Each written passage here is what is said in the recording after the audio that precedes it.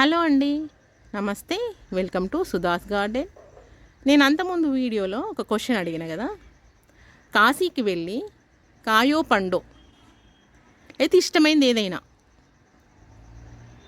వదిలేసి వస్తారు కదా, అట్లా ఎప్పటికేలో ఆనవాయితీ ఉంది కదా, అట్లా ఎందుకు అంటారు అనేది క్వశ్చన్ కదా. ఆ క్వశ్చన్కి ఎవరు ఆన్సర్ చేయలేదు. ఇప్పుడు నేను తెలుసుకున్నది ఏంటి అంటే, ఇప్పుడు చెప్తున్న ఆన్సరు. కాయో పండో అంటే కాయ అపేక్ష ఫలాపేక్ష. కాయం అంటే శరీరం, ఫలం అంటే నువ్వు చేసే రోజు చేసే పని, కర్మఫలం. ఇవన్నీ నాకు వదిలేసి వెళ్ళండి, నేను చూసుకుంటా అని ఆ భగవంతుడు అర్థమట.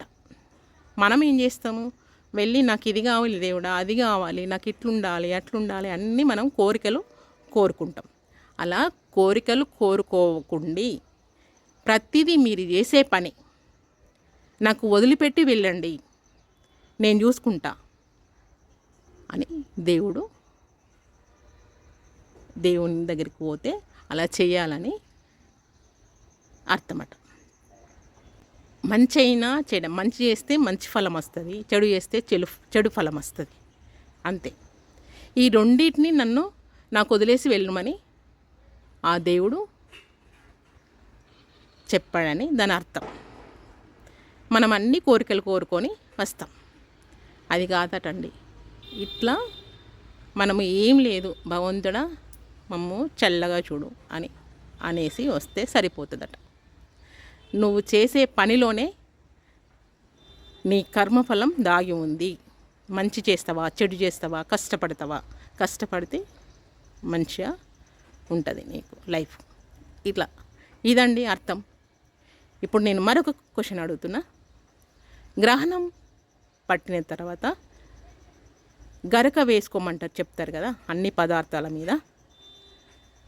ఎందుకు గరకకు గ్రహణానికి సంబంధం ఏంటి, అలా ఎందుకంటారు, గరక ఎందుకు వేయాలి అనేది క్వశ్చన్. మీకు ఆన్సర్ కనుక తెలిసి ఉంటే కామెంట్లో పెట్టండి.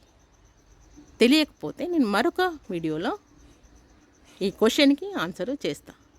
నా వీడియో లైక్ చేయండి, షేర్ చేయండి, కామెంట్ చేయండి, సబ్స్క్రైబ్ చేసుకోండి. Thank you. నేను కరెక్ట్ చెప్తున్నానా లేదా అనేది మీరు కామెంట్ పెట్టండి, నాకు తెలుస్తుంది.